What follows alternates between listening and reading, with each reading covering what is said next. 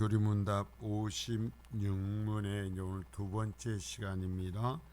죄를 사하여 주심에 대해 당신은 무엇을 믿습니까? 죄를 사하여 주시는 것을 우리가 믿는다 고백하잖아요. 죄를 사하여 주는 것, 다시 사는 것과 영원히 사는 것을 믿습니다 하지 않습니까? 그러니까 죄를 사하여 주시는 것을 믿습니다라는 거예요. 그것을 연결을 해서 묶어놨으니까, 자, 답을 같이 한 목소리 있습니다. 시작. 하나님께서 그리스도의 속죄로 말미암아 더 이상 나의 죄를 기억하지 않으며 평생에 내가 반드시 싸워야 할 나의 부패성에 대해서도 정죄하지 않음을 믿습니다. 그러나 하나님께서는 은혜롭게 그리스도의 의로우심을 나에게 입혀 주셨으며 그로 인하여 나는 하나님의 심판 앞에서 결코 정죄당하지 않습니다. 아멘. 자, 그리스도의 의로우심을 나에게 입혀 주셨으며라는 말을 다른 말로 전가하셨으며 라고 이제 번역을 해놨어요. 자, 이제 보겠습니다. 하나님께서 그리스도의 속죄로 말미암아, 그러니까 우리 죄를 사하여 주신 것은 하나님이시고, 도구는 뭐냐? 무엇을 근거로? 그리스도의 속죄에 죽임 당하심입니다. 피 흘리심입니다. 그래서 나의 죄를 더 이상 이제 기억하지 않으며, 자, 그래서 하나님께서 나를 의롭다고 하시고 내 죄를 기억하지 않는다 할지라도, 자, 그 다음에 보세요. 평생에 내가 반드시 싸워야 될 게 있어요. 뭐가 있어요? 나의 부패성. 자, 이것을 이제 뭐라고 했냐면은, 이후에 예수 믿은 이후에도, 구원받은 이후에도 죄를 짓는 속성이다 그랬어요. 부패성. 자, 이것들이 내가 평생 싸워야 될 거야. 내 속에 있는 죄성과 그리스도인 예수 믿으면 끝나는 것이 아니고 예수 믿음의 시작입니다. 뭐과? 내 속에 있는 죄의 본성, 옛사람과 내가 싸워야 하는 것입니다. 그래서 부패성에 대해서 정죄하지 않음을 믿습니다. 그러니까 결국 이후에 짓는 죄도 용서해 주셨다 했어요. 그러나, 자, 하나님께서는 은혜롭게, 자, 다시 얘기합니다. 은혜입니다. 은혜롭게 그리스도의 의로우심을 나에게 입혀 주셨으며 전가하여 주셨으며 그로 인해 나는 하나님의 심판 앞에서 결코 정죄당하지 않습니다. 그랬어요. 자, 1번에요. 1번은 속죄의 근거라고 그랬어요. 속죄의 근거. 자, 그래서 속죄의 근거는 그리스도의 언덕들은 믿음으로 그리스도에게 연합되어, 자, 그리스도께서 십자가에서 이루신 그 은혜가 받으면, 자, 그것이 여기서 우리의 믿음으로서 우리에게 연합이, 우리가 그리스도와 연합이 되어 하나가 되어 그리스도의 지체가 됨으로써 누릴 수 있다. 죄사함은 그리스도의 지체가 됨으로써 누린다. 전에 명확히 설명했습니다. 그래서 죄의 용서함은 그리스도의 교회의 살아있는 회원에게 주어지는 거다. 자, 우리의 믿음의 선배들은 명확하게 이렇게 구분했어요. 교회 다니면, 직분 받으면 죄 용서 받는 것이 아니다. 그렇게 말하지 않았어요. 뭐라고 그랬어요? 그리스도의 살아있는 회원이어야 된다. 그러니까 알곡과 가라지가 있는데 알곡만이 속죄함을 받는다라는 얘기예요. 그 구별을 여기 해놓은 거예요. 이 말이 무용교회의 회원이다 라는 얘기예요. 그러면서, 자, 밑에 네 번째, 오직 하나님만이 우리의 죄를 용서해 줄 수 있다. 우리의 결심으로서, 우리의 의로운 행위로서 용서받는 게 아니다는 겁니다. 하나님께서 우리의 죄를 용서해 주신 근거는 뭐냐? 그리스도의 속죄의 제사다. 자, 구약의 제사와 연결해서 표현했어요. 그리스도께서 십자가에 달려 죽임 당하시는 하나님의 어린 양으로서의 그 속죄의 그 제사로서 우리의 죄를 사하신다 그랬어요. 자, 그리고 이번 속죄의 범위, 이것은 계속 얘기지만 지금까지 지은 이 모든 죄는 물론이고 부패성, 곧 이유로 지을 죄까지도 용서해 주신다. 내 속에 있는 이 죄악성, 이 부패성까지도 용서해 주신다라고 얘기하면서, 이 부패성이라는 것은 우리로 하여금 하나님의 법을 싫어하고 그것을 어기려 하며 세상을 추구하게 하고 또 잘못되고 악한 욕심을 계속 불러일으키는 이것인데, 이것으로 인하여서 짓는 죄까지도 용서함을 받았다 그랬어요. 용서함을 받았다. 자, 3번 이제 나갑니다. 자, 속죄의 의미요. 속죄라는 것의 의미가 뭔가? 속죄라는 것이, 요거 첫 번째 단락은 속죄에 대해서 얘기합니다. 속죄. 하나님께서 죄를 용서해 주신다는 것은 단지 죄된 행위들을 없는 것으로 간주해 주는 정도가 아니다. 그래요. 죄된 행위들을 없는 것으로 간주해 주세요. 그러나 그 정도만이 아니다. 더 있다. 뭐예요? 하나님께 그것들을 기억하지 않으시고 또한 심판하지 않으신다라는 것이다. 물론 죄의 효과와, 자 여러분 이 부분을 잘 새겨 들으세요. 우리가 죄를 짓습니다. 예수를 믿어도 우리에게 부패한 죄성이, 본성이 남아 있다고 그랬어요. 그것까지도 하나님이 용서하셨을 뿐이지 죄성은 죽을 때까지 남아 있습니다. 그래서 그 죄성으로 인하여서 죄를 질 때 그 죄는 살아있는 겁니다. 자, 여러분 분명히 우리 기억해요. 죄는 살아있어요. 그래서 죄는 그 죄를 지은 사람에게 효력을 발휘합니다. 죄는 심판을 받지 아니할 뿐이지 죄를 지으면 죄의 영향을 받습니다. 그래서 죄를 미워해야 되는 거예요. 죄를 멀리해야 되는 거예요. 죄의 영향을 받습니다. 죄를 지은 것으로 해서 내 양심이 고통받기도 하고, 죄를 지음으로 인해서 죄 사함은 받았지만 하나님의 은혜의 보좌 앞에 나가는 것에 내 양심상 떨림이 되면서 이전처럼 자유롭게 나가지 못하게 하는 영향이 생겨나기도 합니다. 이런 걸 죄의 효과다 그래요. 죄의 효과와 결과들이 우리에게 남아는 있다. 자, 예수를 믿으니까 우리의 부패성까지도 용서해 주셨으니까 아무리 죄를 져도 괜찮다, 천만의 말씀이요. 죄는 살아있어요. 죄는 죄를 지은 자를 찾아옵니다.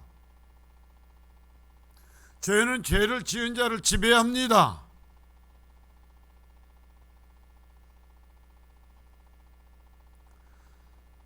그러나 하라하지만 그것은 죄에 대한 심판이기보다는 그것 때문에, 그것으로 인해서, 그럼 왜 이렇게 남겨두시는 그 이유를 얘기하는 거예요. 더욱 낮아져서 겸손하게 하시며 또한 경고하시기 위한 것이다. 자, 그러니까 진짜로 구원받은 성도들은 때로는 죄를 짓지만 그 죄의 영향을 내가 받는다 안 받는다? 받아요. 받아. 그러니까 죄로 인하여서 하나님과의 관계가 이전처럼 밀접하게 되지 못하고, 죄로 인하여서 내 양심이 무너지는 고통을 체험합니다. 그러므로 해서 구원받은 사람들은 어떤 결과가 나타나느냐? 자, 내 이 죄성, 내 속에 있는 죄성을 깨닫고 나를 다시 이처럼 하나님 앞에 바로 서는 것에 장애를 둔 죄를 증오하게 됩니다. 죄를 미워하게 됩니다. 그래서 죄와 싸우게 됩니다. 이게 구원받은 자의 표시. 근데 만일에 죄를 지었어도 거짓을 행했어도 내게서 그러한 양심이 일어나고 그러한 의의 싸움이 내게서 일어나지 않는다, 그 사람은 갈 대로 가겠죠.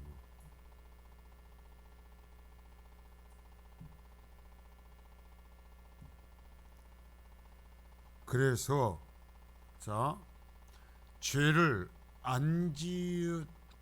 절대 짓지 않음으로 그리스도인이 아니라, 누구나 죄를 안 지을 수 있는 사람은 없습니다.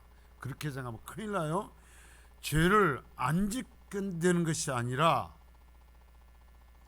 죄와 철저히 싸우고 죄를 미워하고 죄를 증오하며, 그러한 결과가 그리스도인에게는 반드시 나타나는 것입니다. 왜냐하면 내가 성령의 영향을 또한 받고 있기 때문입니다.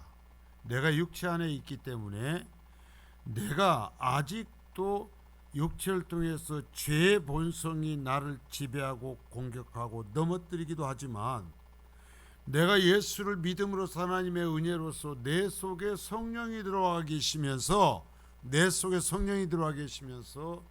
구원받은 내 영을 일깨우고 죄를 미워하게 하고 죄를 짓지 않으려고 하게 하시는 하나님의 역사가 내 속에 작용하기 때문에 예수 믿는 자에게는 반드시 이러한 의의 활동이 일어난다라는 것입니다. 근데 나는 신앙생활하면서 별로요, 죄를 지을 수도 있고 그래도 별로 양심 가짜에 느끼지도 않고 그것에 대해서 책망하면 뿔따구가 납니다. 대책이 없죠. 그럼 대책이 없어요. 자 이제 칭의 두 번째 달라는 칭의라고 그래서, 칭의, 하나님께서는 우리의 죄를 용서해 주시는 것뿐만 아니라 은혜롭게 우리에게 그리스도의 의를 입혀 주신다. 아까 그래서 전가라고 그래서 의의 전가, 그리스도의 의를 나의 의로 여겨 주시는 거예요. 자, 그래서 우리를 의롭다고 하시는 거죠. 마치 우리의 더러운 죄의 옷을 벗겨내고 그리스도의 의의 옷을 입혀 주시는 것과 같다. 이게 의의 전가예요. 그러고 나서 이로써 하나님의 용서하심이 완성된다. 자, 이게 칭의입니다. 칭의고 또 다른 의미로 하면 간과요. 간과. 써놓으면 유익합니다. 평생에 다시 읽어볼지 안 읽어볼지는 내가 책임 못 지지만 혹 다음에 읽어본다면, 자, 이게 뭐예요? 내 죄 본성이 있지만 하나님께서 내 죄를 보시지 않기로 이미 그 죄의 심판을 받은 것으로 보시고 넘어가신다는 거죠. 그것을 용서하심이 완성된다는 말로 표현했습니다. 그래서 이것의 유익은 마지막 심판 앞에서 우리가 우리의 죄로 인하여서 결코 정죄되지 않는 것이다. 왜? 하나님께서 너 죄가 없다 하고 너는 예수 그리스도의 피를 볼 때 네가 내 앞에서 내 받아야 될 심판을 받았다고, 저주를 받았다고 인정해놓고 다시 하나님이 우리를 심판하시겠느냐라는 거예요. 없어요. 의롭다고 하셨으니까. 죄 없는 것으로 봐주기로 정하셨어요, 하나님께서. 그러니까 이 은혜를 입은 사람들은 늘 얘기하지만 감사하게 되고 그러고 나서 순종하게 되는 거예요. 이건 그냥 따라와요. 자, 4번. 그러면 죄 용서를 믿는다라는 것. 자, 예수 그리스도를 믿음으로써 하나님께서 예수 그리스도의 공로에 의지해서 내 죄를 간과하시고 내 죄를 용서하셨다라고 하는데, 그것을 믿으면 내게 어떤 일이 생기는가 하는 거예요.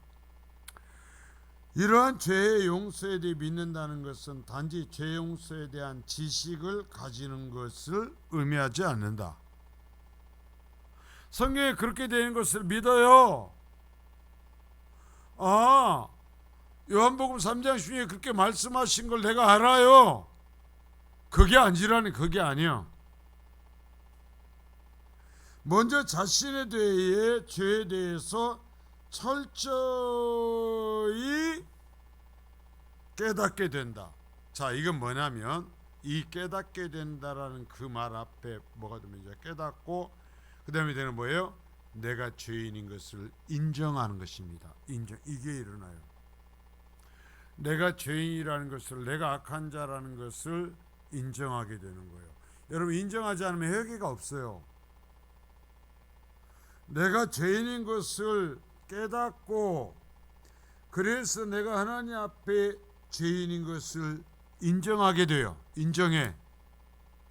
그러니까 이런 깨닫지도 못하면 회개할 수 없고 죄 용서받을 수 없습니다.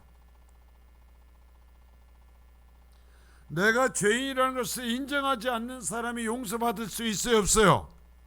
없어요.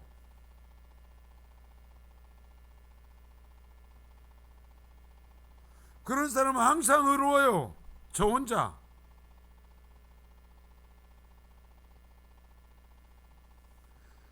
이것은 하나님의, 이 죄에 대해서 깨닫는 것은, 또 나옵니다. 하나님의 법과 말씀과 성령의 역사로서만 가능하다. 죄가 뭔지를 뭐 어떻게 알아요? 절간 가서 듣고 알아요? 하나님 앞에 내가 지은 죄에 대해서 뭘로 깨닫냐고요? 원래 진짜 모르는 거예요? 말씀이죠, 말씀. 오늘 바쁘다니까 지금 가려면 끝까지. 피곤한데 빨리 가야 될 거 아니에요. 대답을 해줘야지. 벌써 그냥 1분 가거든. 말씀이에요, 말씀. 내가 구원받는 처음에 이게 시작하는 게 뭐냐면 말씀이에요, 말씀. 여러분, 말씀 가까이 하셔야 돼. 그리고 말씀을 나의 것으로 믿어야 돼요. 그러지 않으면 은혜도 작동하지 않아요.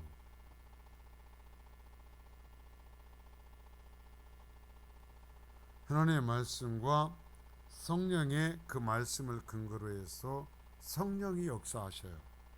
성령이요, 하나님 앞에 죄인이라는 걸 깨닫지도 않는 사람에게 내가 네 죄를 용서했다, 성령님이 그러실까요? 아니요.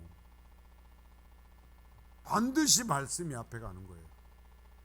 말씀이 기준이에요.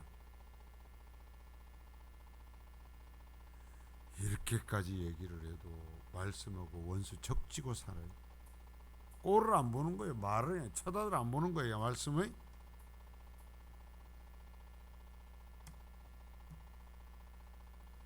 더욱이 죄를 깨달은 죄인은 간절히 죄의 용서를 찾고 구해야 한다. 내가 죄인이라는 깨닫고 나면 말씀을 통해서 내가 죄인이라는 깨닫고 그것을 성령께서 역사하심으로써 내 속에서 내가 죄인이구나 라는 것을 깨닫고 나면 간절히 죄의 용서를 찾고 구하게 되어 있다. 이건 반드시 일어나요. 왜요? 성령의 역사이기 때문이에요. 성령의 역사요. 성령 받으라 하시면 나 성령 받았어요, 충만해요. 그러나 나는 죄인은 아니에요. 우리하고는 다르죠. 완전히 다른 사람들이죠. 그런 사람들이 뭐라고 그런다고요?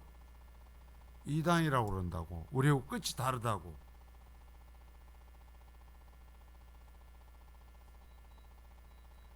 자, 여러분 보세요. 그래서 이 과정 속에서 죄인들은 죄를 회개하며 통회하는 심령을 갖게 된다. 심령 속에서 그 다음에 뭐가 어떻게 된다고요? 죄를 미워하는 영적 성질. 자, 성령의 통치로서 회복된 거룩한 영성. 자, 죄를 미워하는 영적 성질을 뭐라고 하냐면은 거룩한 영성이라고 그래요.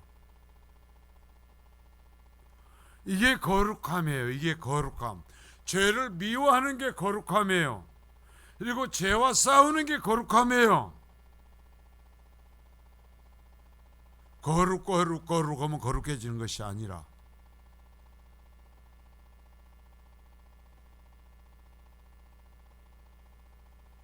신명수에서 벌써라는 표현은 뭐예요? 마땅히 당연히 일어난다. 당연히 죄를 미워하는 영적 성질, 거룩함이 형성이 된다 이거죠. 이게 거룩해져 가는 거예요. 거룩해져 가. 이러함으로써 이게 거룩해져 간다라는 것은 내 속에서 하나님이 주신 성령의 역사하심으로 인한 새 사람과 내 부패한 죄를 따르는 본성과 사이에 전쟁이 그치지 않는다라는 거야. 전쟁이 그치지 않아. 전쟁이 일어나는 거예요. 언제까지? 죽을 때까지. 보였죠?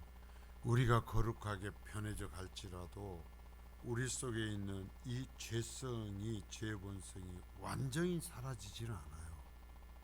우리가 이걸 여러분 성경대로 알아야 돼요. 완전히 사라지지 않아요. 죄를 안 지는 사람이 있어요, 없어요? 없어요. 죄를 져요.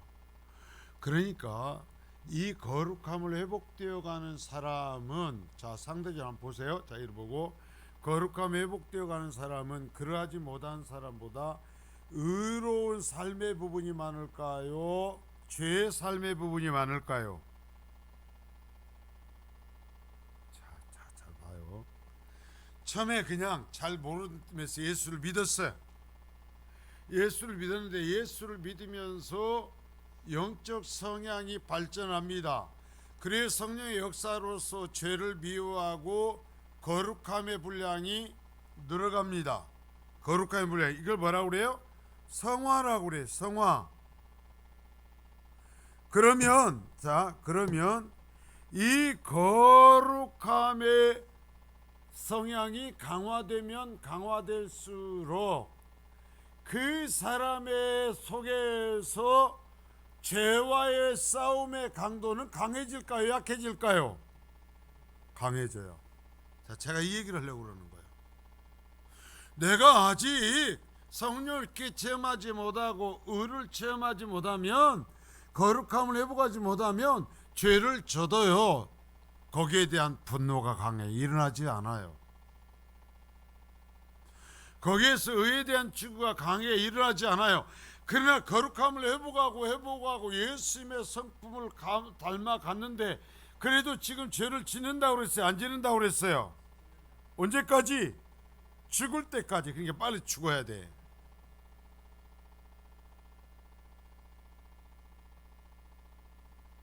바울사도 그랬잖아요. 내가 육체를 떠나는 것이 나한테는 유익이다 그랬어요. 근데 당신들을 위해서는 내가 남아있어야 된다 그랬어요. 복음을 전하는 사명을 위해서는 남아있어야 되지만 구원받은 성도에게는 본질적으로는 주님께 가는 것이 복인 거예요. 자, 보십시오.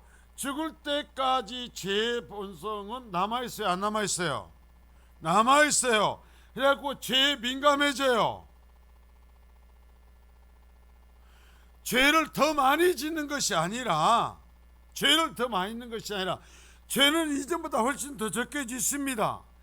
그러나 그 죄에 대한 인식은 더 강하게 일어납니다. 그러니까 그 죄에 대한 싸움의 강도도 강하게 일어나는 겁니다. 의로운 사람일수록, 의를 체험하는 사람일수록 내 속에 있는 이 약한 죄성과 더 강력한 싸움을 하게 된다는 것입니다. 여러분 잘 들으십시오. 죄를 더 많이 져서가 아니라 죄에 대해서 더 강력하게 알기 때문입니다. 내가 더욱더 성령의 영향 속에 있기 때문인 것입니다. 그러한 성향을 거룩하다고 하는 것입니다. 그러한 성향, 죄에 대해서 더 민감해지고 죄와의 더욱더 강력한 싸움을 하는 성향, 이것이 거룩함이에요. 그러니까 거룩하지 않다, 예수를 믿는다고 해도 구원받았어도 거룩성이 없다라는 건 뭐예요? 죄에 대해서 민감하지 않아요. 그래서 죄를 져도 고통스럽지 않아요. 죄와 싸우려는 힘이 없어요. 그냥 무슨 짓이라도 해. 예수를 믿으면서도 영적 자존심이 없어요. 이런 사람들은.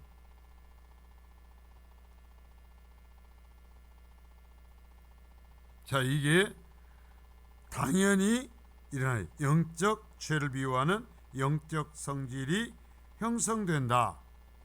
그래서 자신의 죄가 얼마나 큰지 철저히 체험하고, 자, 의로워져서 의의 성화를 이루가면 이루갈수록 자신이 짓는 이 죄가 얼마나 악한 것인지, 내가 아직도 갖고 있는 죄의 본성이 얼마나 큰 것인지를 안다라는 얘기예요. 그러니까 신앙이 거룩함을 회복할수록, 자, 따라서 합니다, 더 겸손해진다. 이해가 되시죠 이제? 근데 예수를 믿는데, 신앙생활 하는데, 뭐 일한다고 하는데, 뭐 입만 찬양을 하면 기가 막히게 쓰러질 정도로 하는데, 기도를 하는데, 그 삶에서 이러한 성향이 나타나지 않으면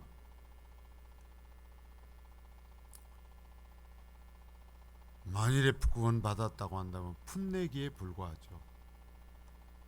그러지 않다면 구원받지 못한 것이거나 나는 풋내기요 하는 거예요. 자, 그래서 자신의 죄가 얼마나 큰지 철저히 체험하고 산 같은 죄를 용서해 주신 하나님께 회개하게 되며, 그러니까 거룩함을 회복한 사람일수록 내 자신을 하나님께 맡기고 하나님의 도우심을 구하며 내 악한 것 때문에 고통스러워하며 하나님 앞에 회개하죠. 자, 그 하나님 앞에 철저히 어쩐다고 그랬어요? 낮아진다. 자, 계속 해온 얘기 아니에요. 더욱더 철저히 낮아지는 거예요. 내 속에 있는 죄성을 더 강력하게 느끼는 거예요. 그러니까 내가 더 성화를 이룰수록 내 속에 있는 죄성을 강력하게 느껴지니까 하나님을 의지하려고 하겠어요? 안 하려고 하겠어요? 의지하려고 하겠죠. 죄의 냄새를 좋아하겠어요? 안 좋아하겠어요? 싫어하죠. 도망쳐요. 누구에게 보이기 위해서가 아니라 멋지기 위해서가 아니라 죄의 모양이라도 버리는 존재가 된다는 얘기죠. 여러분, 바울 사도가 그토록 로마서에서 써가는 이야기들이, 자, 이러한 것을 우리가 배움으로써 똑같이 나오는 거예요. 똑같아. 이게 다 로마서에서 하는 얘기잖아요. 여러분 로마서를 하시면 들을 거예요. 이게 다 로마서의 요약이에요 지금. 자, 왜냐하면 자신이 죄를 스스로 처리할 수 없고, 그래요. 그 죄를 그런데 내가 처리할 수 없는 걸 알아. 오직 하나님께서만 용서해 주셔서 내가 하나님 앞에 설 수 있는 거예요. 오늘 또 죄를 졌어요. 그럼에도 불구하고 내가 하나님 앞에 설 수 있는 존재인 거예요. 그러니까 우리가 교만할 수 없죠. 더욱더 회개하며 하나님 앞에 엎드리고 겸손한 존재가 되는 거죠. 여러분, 풋내기 신앙하지 말아요. 생활하지 말아요. 그러니까 보면 웃기지도 않아요. 조금 뭐하면 말이죠, 막 독사처럼 고개를 쳐들고 덤벼들어. 그러면 알죠. 알겠다. 자, 5번. 하나님께서 부패성이 있어도 우리를 용서하셨다고 했는데 그 의미가 뭔지, 부패성이 있어도 용서하셨다는 의미입니다. 하나님께서 우리의 부패성에 대해서도 용서해 주신다는 것은 우리가 삶 속에서 우리의 부패성과 싸워야 한다는 것을 의미합니다. 지금까지 얘기한 거 그대로예요. 우리의 부패성은 죽을 때까지 사라지지 않는다고 그랬죠. 성화가 되어갈지라도 부패성은 사라지지 않는다고 그랬습니다. 죄를 짓는다고 그랬어요. 그러니까 아까 얘기했죠. 성화가 되어가면 되어갈수록 내게 있는 죄성을 더 강력하게 느낀다고 그랬죠. 그러니까 그런 사람은 성령의 역사는 더 강하게 일어나고 있고 내 속에 있는 죄에 대한 이것이 예민해지니까, 자, 보십시오. 내 부패성과 강력한 싸움을 하게 되는 거죠. 그래요, 안 그래요? 그렇죠? 이런 싸움이 없다면 그것은 진정으로 용서받은 자의 삶이 아니다. 여기 바울 사도가 얘기하는 로마서 요약이요, 그냥 요약. 이게 다.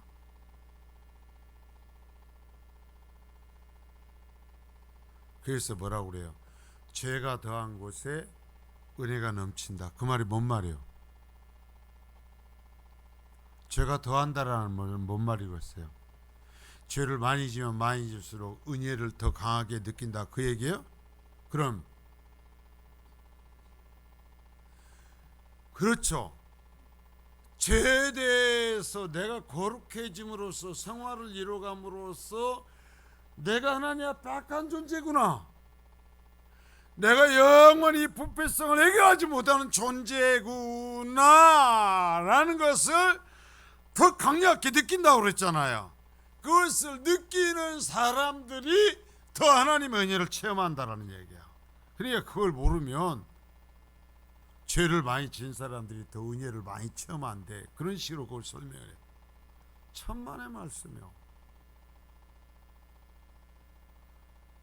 수준차가 나죠. 그러니까. 자, 이러한 싸움이 없다면 그것은 진정으로 용서받은 자의 삶이 아니다. 여러분, 우리 개혁교회는 이런 가르침을 읽을 때 타협하지 않아요. 당신이 용서받았어도 아직도 이런 싸움을 하지 못하고 있을 수도 있습니다, 이런 표현하지 않아요. 이런 싸움이 없다면, 그리고 아직도 죄성을 당신의 죄를 옹호하고 있다면 당신은 진정으로 용서받은 자가 아닙니다. 이게 개혁교회가 가르치는 얘기예요. 성경대로 가르치는 거예요. 손톱만큼도 타협해 주지 않죠. 근데 이런 말을 시험 들어요? 그나마 이러한 이제 교회에서 인정한 교리 책 갖고 하니까 그렇지, 제가 설교문 이렇게 만들어 가지고 이렇게 하면 시험 듭니다.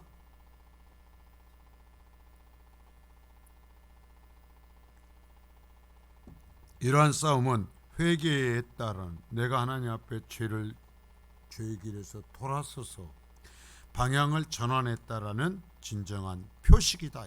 그게 회개한 자의, 구원받은 자의 표식이며 용서를 위한 진정한 기도의 표시다. 자, 보세요. 이게 진짜 기도라는 거지, 이게. 그래서 내 속에 있는 본성과 싸움을 위한 하나님의 도우심을 구하는 거예요. 이게 진짜 기도예요. 내 힘으로 할 수 없는 걸 아는 거예요, 가면 갈수록. 누구 저 인간 어쩌고 누구 어쩌고 그것이 아니라 여러분 내가 의로워지면 문제가 해결이 되잖아요. 그래서 내가 내 스스로 해결하지 못하는 이 죄성을 놓고 하나님의 도우심을 구하는 거죠. 오늘날 사람들이 그릇된 신앙을 여기서 얘기합니다. 오늘날 사람들이 회개는 쉽게 해요. 그냥 준비해가지고 말씀 듣고 그래서 어때면 막 눈물 흘리고 뒹굴면서 회개는 입술로는 회개하고 내가 죄입니다 해놓고 자신의 죄와 부패성에 대한 심각성을 전혀 느끼지 못하는 모습들을 보인다. 진짜 내가 죄인이면 그 다음에 어떤 것이 따라와야 되겠어요? 이제는 죄와 싸움이 따라와야죠. 거룩함의 열매가 따라오는 거죠. 그래서 심각성을 모르는 이 사람들을 마치 가인이 아우를 죽이고 하나님께서 그것에 대해서 너 죄졌잖아, 너 네 동생 죽였지? 하나님이 물으실 때 가인이 뭐라 합니까? 자, 가인이 하나님께 네 동생 어디 있냐? 그러면 자기가 동생을 죽인 것에 대한 회개를 했을 것 아니겠습니까? 근데 뭐라고 그래요? 아니 내가 뭐 동생 지키는 개요?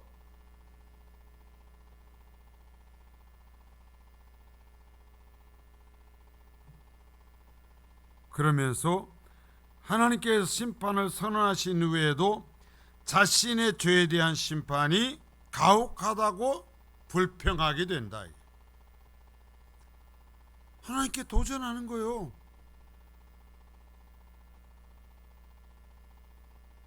왜? 입으로만 회개했지 진짜 회개하지 않은 거예요. 말씀에 의한 성령의 역사로서의 이 거룩함의 길에 서지 못한 거예요.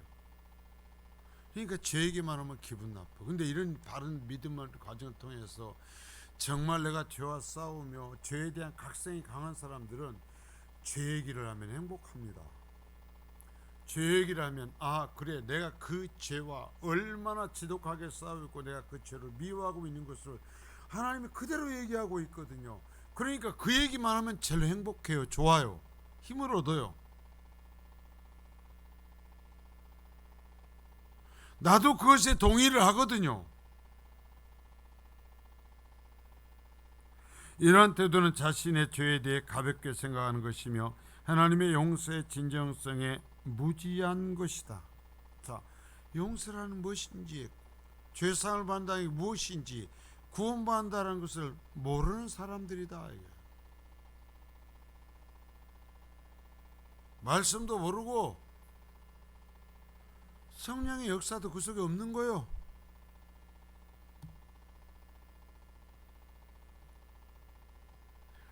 진정한 회개는 이 마지막 여기다 여러분 표현해 놓으십시오.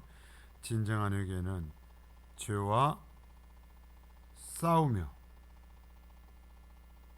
아까 얘기했죠. 거룩함을 회복할수록 내 죄에 대한 각성이 강하게 일어난다고. 그래서 각성이 강하게 일어나니까 죄를 미워하고 죄와 더 강력하게 싸운다고 그랬죠. 그걸 결론 짓는 겁니다. 죄와 싸우며 죄를 미워하는 것들이 그 증거로 나타난다. 이것이 죄를 사하여 주신다라는 것을 믿는 고백의 의미라는 거예요. 여러분, 기독교는 싸구려가 아니에요. 절대로. 이 말의 의미를 여러분이 되새겨 보시고 혼자 읽으면서 어려우면 제가 또 올려놓을 테니까 반복적으로 들으십시오. 부탁합니다. 제발 부탁하고. 이게 금방 이해되는 얘기가 아니에요. 진짜.